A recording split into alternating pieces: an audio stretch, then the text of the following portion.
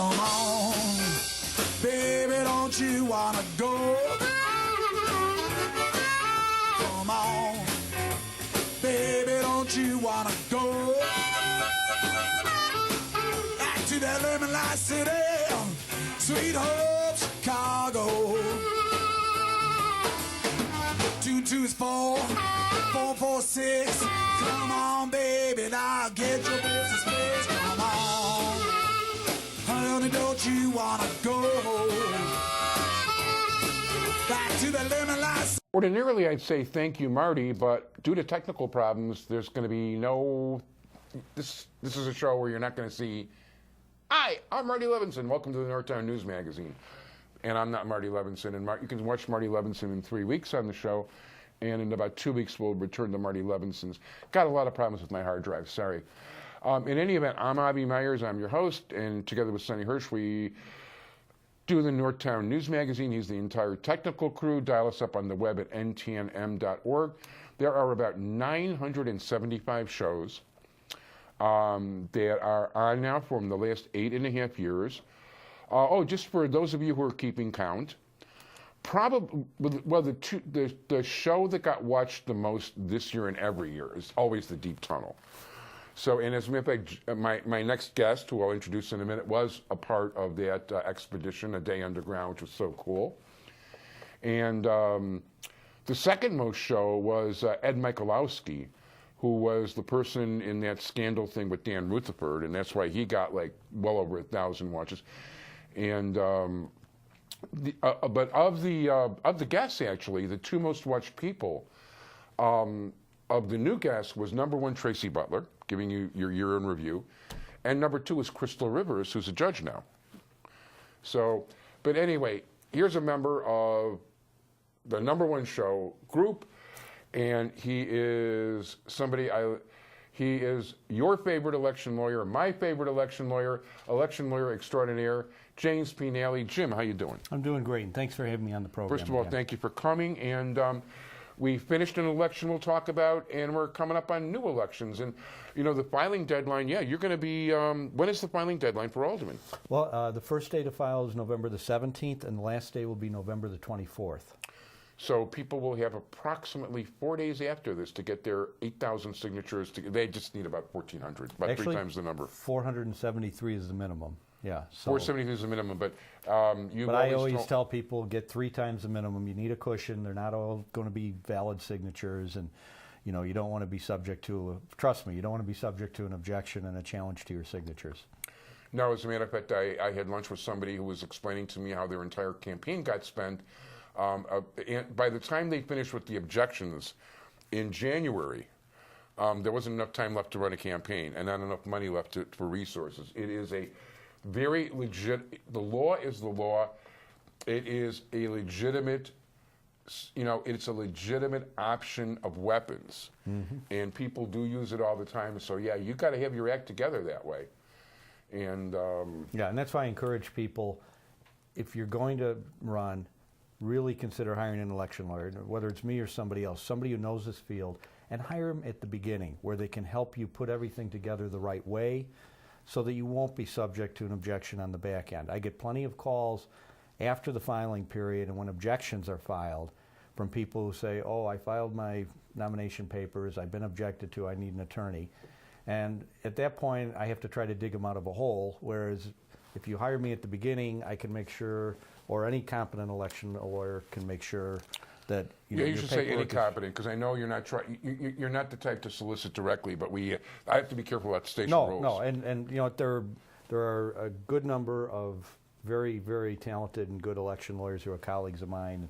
It's a nice bar to belong to, because there aren't a lot of election lawyers. There's maybe only about a dozen or a little bit more than that.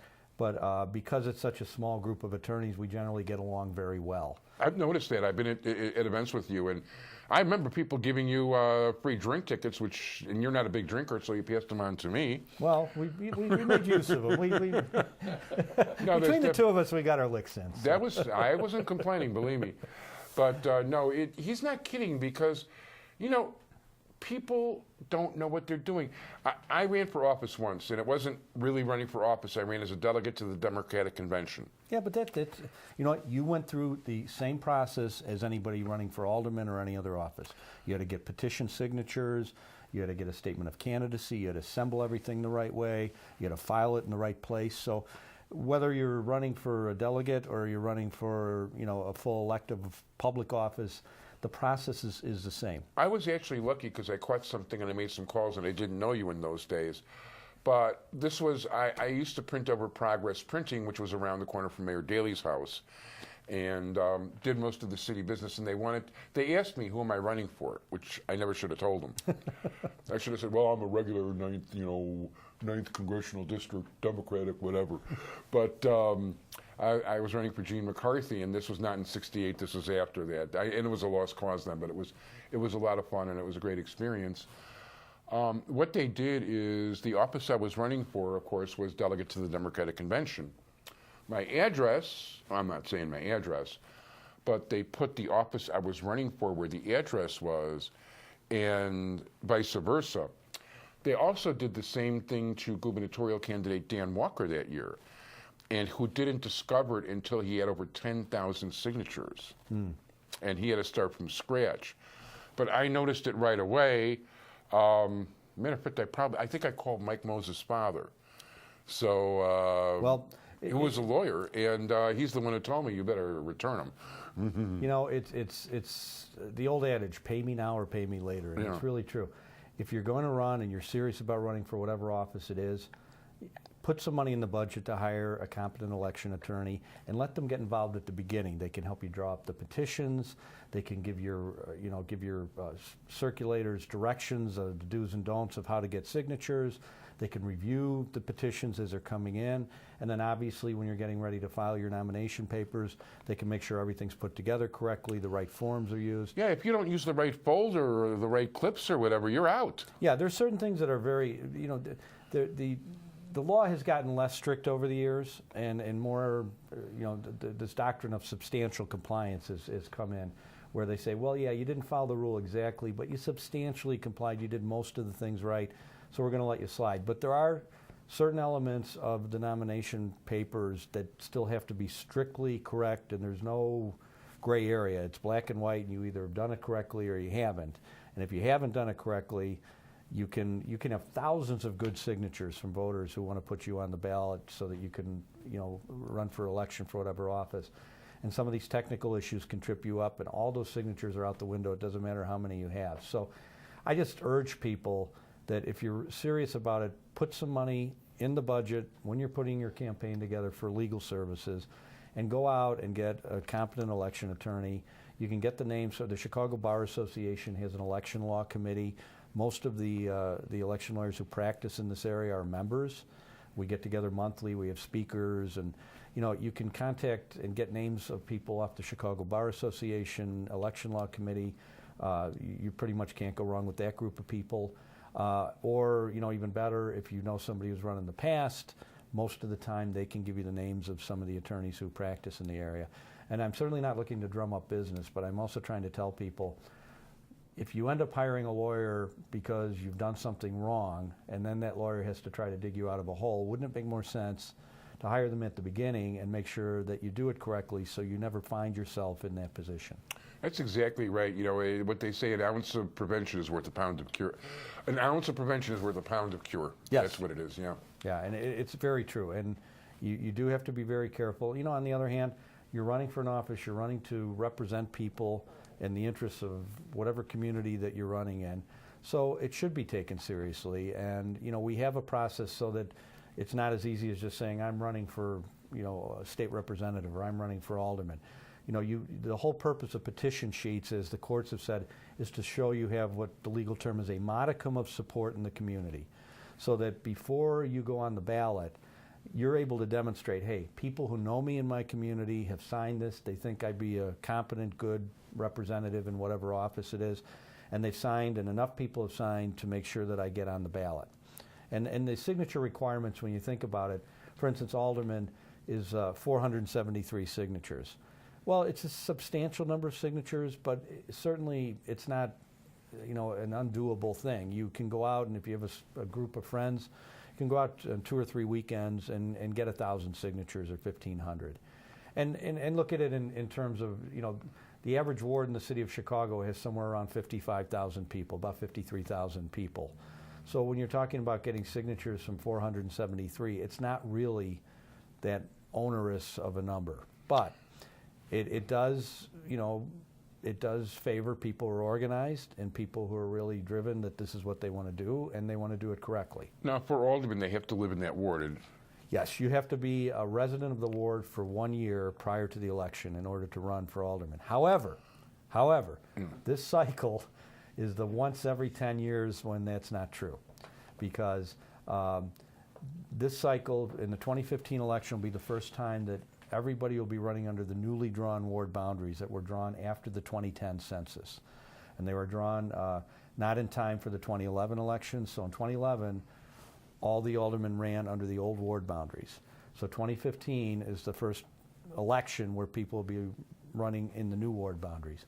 And there's a quirk in the law that says that if you, in any new ward boundary that you have, if you lived in a portion of any old ward that now has a piece of that new ward, you can run in that ward.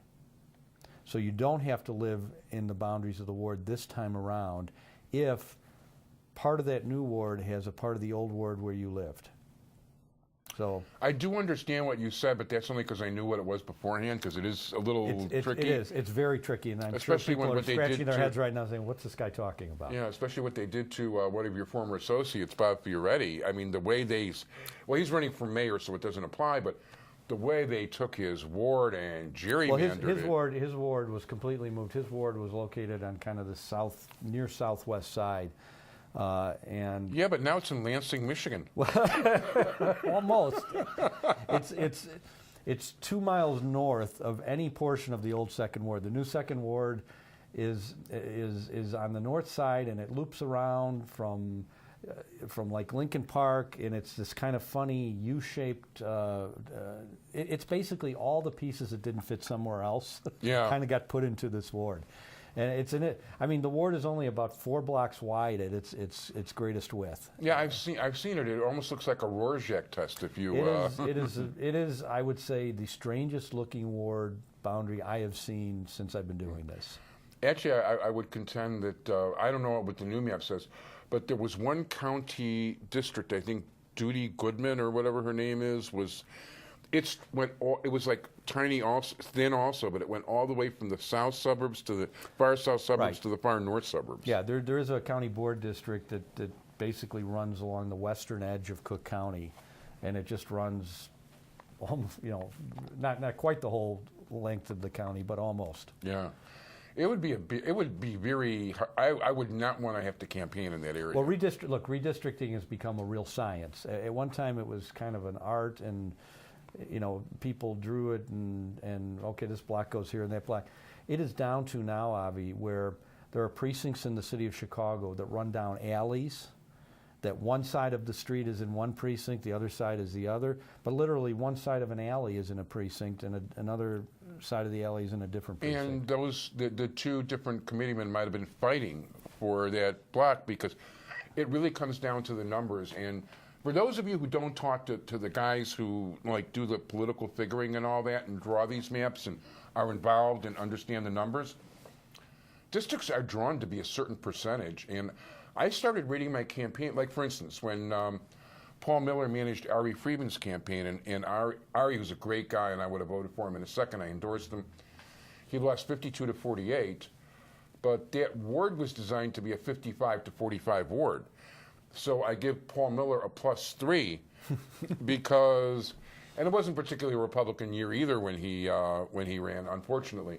I mean, not that I'm not a Democrat, I'm not a Republican, but I like Ari Friedman. But the thing is that those wards are drawn specifically to produce a certain number. Well, it's a nationwide thing. There's a whole industry now that specializes in demographics and helping to draw boundaries for political districts all around the country.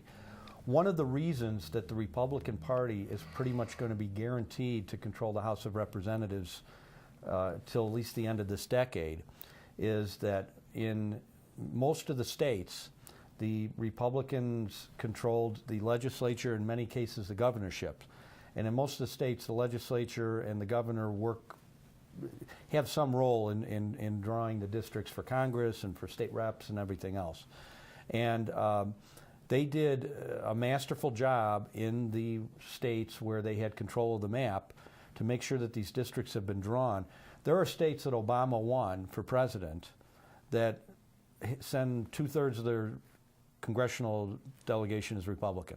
So if you look at the state as a whole, you say, well, gee, this is a kind of a Democratic state because Obama won it twice, in 2008 and 2012, and yet the congressional delegation is 2/3 or more Republican. Well, that's because they did a really, really detailed job of drawing the boundaries for the congressional districts in a way that made sure that there were a sufficient number of Republican voters in each district.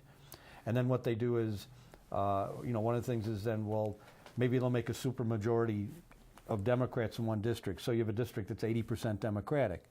Well, that guarantees in that district a Democrat will win, but then it means that those voters are not spread out into other districts.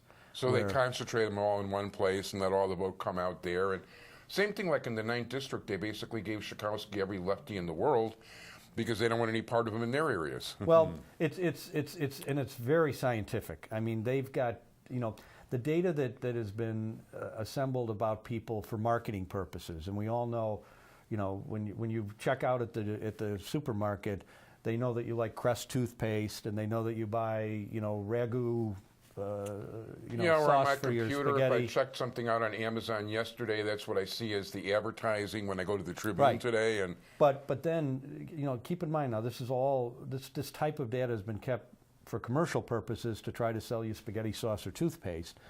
They can include this now and merge it with voting information so they can get a very, very detailed picture of people living in a district that, the average age of this person is this, and the gender breakdown is 55% female and 45% male. And, in the groups of males, a certain percentage use this toothpaste, and they drive Buicks, and they have a 401k, and they have an average salary of X. And all this demographic information is merged now to do a political profile. And then they say, you know what? We have data that white males over 45 who drive Buicks tend to vote Republican, and so if we want a Republican district, we're going to look for that data and see how many white males who drive Buicks are in that, and we'll try to get them into that district. Or conversely, that people who eat granola bars and drive hybrids vote Democratic. And I'm simplifying this, but the idea is they've got all these data points. No, but there's a science to it. You're going to find a whole lot more progressives than Tea Party people shopping at Whole Foods in the organic section. Right, and what I'm saying is all this commercial data that's been gathered over the years to figure out what the markets are and who buys what products, that's included now in these massive databases. And when they're making, political decisions about drawing districts, that's information they also have. So it's much more detailed. By the way, I want to give, as much as I like to rip apart Mike Madigan in print, the fact is I've got to give the devil his due, literally. And he is a master when it comes to the word map. I mean, to the legislative maps. He is brilliant at what he does. And he is a hard worker, I've got to say that for him. He is a person that leaves nothing to chance. He is one of the most detail-oriented persons you would ever meet. And you see this, too. Over the years now, you see people who worked on the Speaker's staff, and they're lawyers and they're out in practice, or they're political consultants. And I call it the Madigan School of Government, because these people have been trained to be absolutely, detail-oriented, make sure they get all the information, make sure that they classify it correctly, make sure they put together a plan, and they execute the plan. One thing I've got to say is most of the people I know that have worked for him, and some of them surprise me, but that they want to be campaign managers and that type, that's the right person to be in contact with. If you're running a campaign and you want to hire a campaign manager, and you see on the resume that they work for Speaker Madigan at some point, hire them, because these are some of the best organized. Just people are focused and know what to do and get it done. No, it's true. And I've got to say also that the people who, even if they really may not, and I don't want to put anybody in trouble, but even if you kind of get the feeling that maybe they're not crazy about the politics, they have tremendous respect about him, for his ability, for the ability and way he does his job. They speak, when they speak about him, they speak in terms of real respect for who he is, and it's like they actually admire the guy. I mean, that's the right way to put it. People really admire the guy. I don't care who you are. He is the ultimate professional, and nobody is better at his job than him. And he's proven that by being speaker for almost 30 years. And that was actually just because of Republican. Hasn't he actually been speaker longer than that? Or? Yeah, there was a break. The Republicans accidentally got it. I think there was an atomic bomb that went off in the Democratic area. There were a few years where the Republicans actually had control of the legislature for a short period of time, but that didn't last too long. No, and it wouldn't. But these I days mean, either. But yeah, he not only did not lose a seat in a Republican year, but he maintained a veto-proof majority in both the House and the Senate. And even though that bothers me like there's no tomorrow, got to give the guy credit. No, nobody's better at what he does. There's no question about that. So. Yeah. So you want to spend a little bit of time talking about the election, or? Sure. Because usually we do the pre-election show, and we needed two people to replace her. We had Amanda Vinicki, and from public radio in Springfield, she's the State House chief, and Larry Supperton, and it was interesting. Amanda gave some very interesting perspectives. How did you see the election? Well, first of all, I should have been at the show rather than what I was doing. I went out to watch the Bears-New England game, and we know how that ended. So I actually did watch all of that game, which is why I actually turned off the Green Bay game in the first quarter and said, I've got better things to do with my time. Yeah, well, I did too, but I was kind of stuck there. I was at the game, so I had to watch it in all its misery. So. Yeah, that's a different story. I actually switched to the Hawk game and watched part of the Good Way. But I will say, you know what? Yeah. You got to give Chicago fans credit. There were a large number of Chicago people out there for the game. I saw a lot of people in Bears jerseys.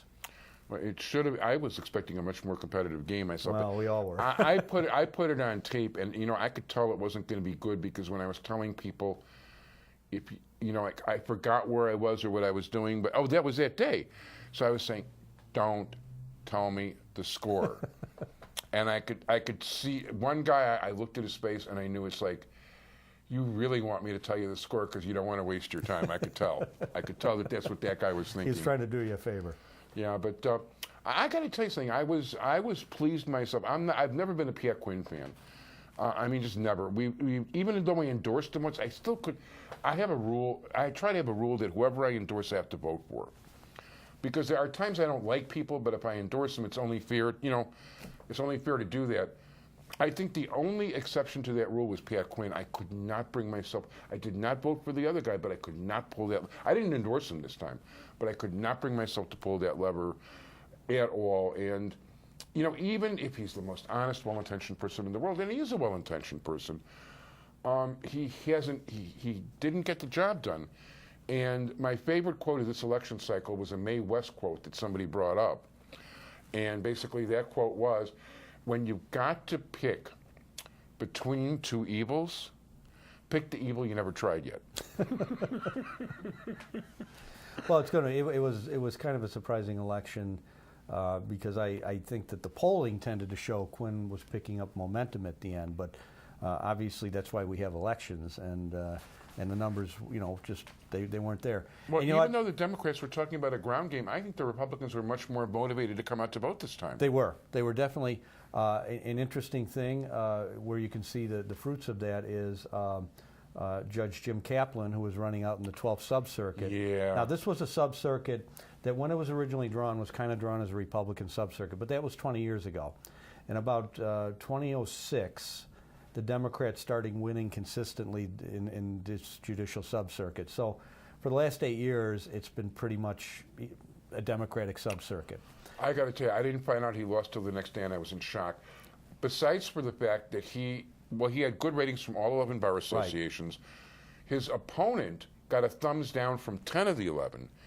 And if you were to take a look at the very first page of the Chicago Bar Association election guide, where they usually don't say too much about, individual candidates, it says on the first page, make sure you vote for Jim Kaplan, and he's qualified, and blah, blah, blah, and his opponent is not.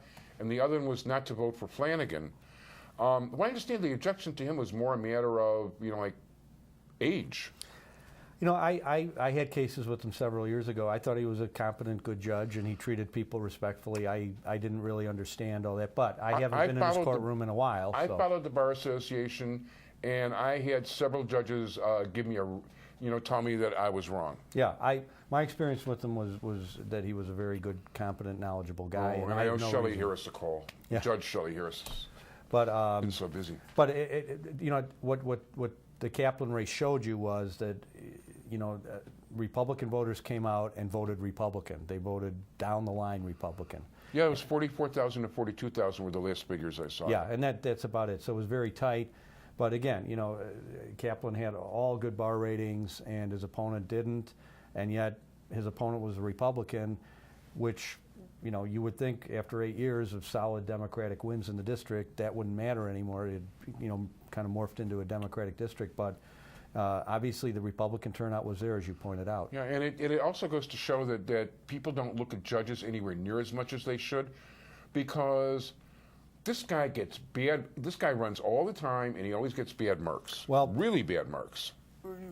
All you really have to do is look at the numbers. When Quinn won in 4 years ago, he came out of Cook County with a 500,000 vote margin. This time he came out with a 385,000 vote margin. So 100-some thousand people simply just didn't come out and vote for him. Yeah. And give Rauner credit. He, as you said, he did put together a ground game, which was kind of missing, and he did in Chicago because traditionally the rule was for a Republican to win statewide, they have to get somewhere around 20% of the vote in Chicago, and he ended up getting somewhere around 24-25%.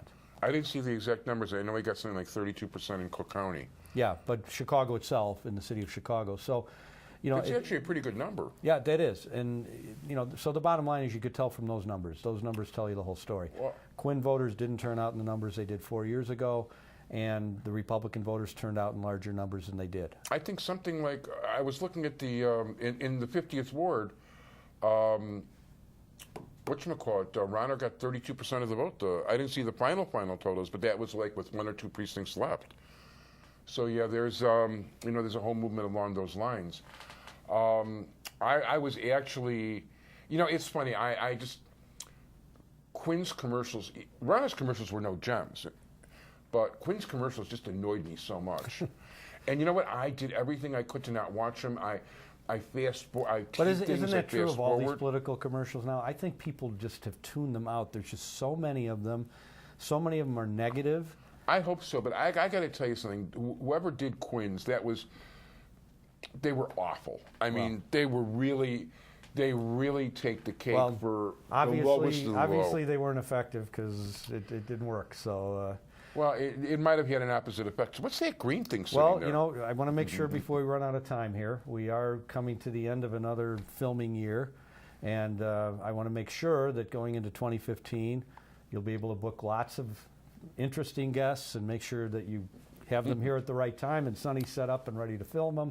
So I wanted to present you with the 2015 date book that I traditionally do. Thank you, and you do. And by the way, this I refer to as the Book of Nally, and I only use it for one purpose, and that is to book the TV show. And if I had the old one here, which actually is just a few feet away, but I'm all mic'd up, whenever I do a shoot, I write all the dates and all the times in here. So remember that in order to be on the Northtown News Magazine, or a guest on the show, you have to be inscribed in the Book of Nally. There's no way around it. I'm honored that I play such an important role because it's such an important show. And again, I give you all the credit in the world. You shine lights, particularly judicial candidates and on races that people wouldn't otherwise know anything about. Oh, and by the way, green is my favorite color. And not because I'm Irish. I'm not. In any event, I want to thank you very much, James P. Nally, election lawyer extraordinaire. Always a pleasure to talk to you, and I'm sorry we didn't. The funny thing is we covered so many subjects, and there were only a half an hour of things more to talk about. I want to thank my entire technical crew, Sonny Hirsch. Thank you for joining us. Stick around next week, everybody. Take care. Be well. All the best. Bye-bye.